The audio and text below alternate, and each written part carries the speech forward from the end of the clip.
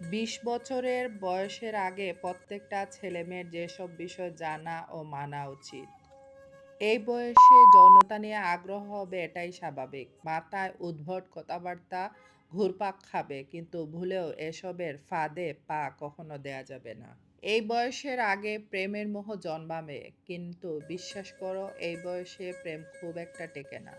কারণ দুজনেই ইম্মেচুর থাকে।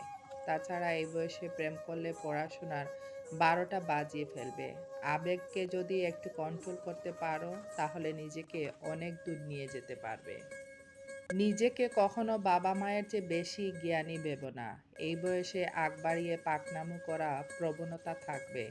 কিন্তু দিন শেষে দেখবে বাবা-মার কথাই ঠিক। সো বাবা-মার অবাধ্য সন্তান হয়ো না। খারাপ সঙ্গ ত্যাগ করো। যেসব ছেলে রাস্তার মোড়ে বা টং দোকানে দাঁড়িয়ে পেনশন টান মারে, সেসব থেকে কয়েকশো হাত দূরে থাকো। ভালো কাটুক সবার জীবন।